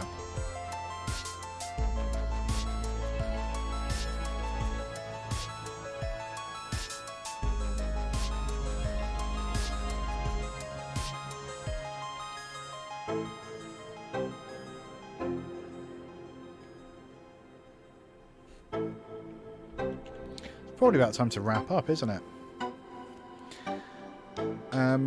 So thank you, Shared Shadows and Lucy Ken, for following on Kick. If you didn't know, these streams go out every Monday, 6 to 8 PM UK time. We are on Kick, Twitch and YouTube. We're on Twitch until Twitch discover what I'm doing and ban me from Twitch, or give me a warning, at which point I'll stop using Twitch. I'm on YouTube because that's where I seem to have the most, well, no, it is where I have the most followers, although that tends to be, I tend to get more people watching on catch up on the archive rather than live. I'd love to know if you're one of the people that watches the archive on YouTube. Why is it you don't join us live? Just curious. Just absolutely curious. I'm not gonna have a go at you. I just want to know, because I would like you to be here live. I would love it if you were interacting and asking questions. Obviously, that might not be convenient for you for any number of reasons. I'd just like to know why that is, and maybe I can come up with a stream that's more suited to your needs. Since there are like 3,500 of you on YouTube. Lovely stuff. Like, honestly, whatever platform you're on, just pop us a follow so you can see these streams more often. I am this person on all of the places. Instagram, X, Threads, whatever. I'm TikTok even. Come find me. I love talking about music, and I'm going to keep doing these streams every week. Mondays, 6 to 8 PM UK time. This stream was suggested by a good friend of mine, Sai. Thank you, Sai, for your question. Next week's Lo-Fi Funk. Very cool. So we're on the Lo-Fi train still next week, and then the 11th is Synthwave. Interesting. So we've got a synthy kind of month ahead of us. September's going to be fun.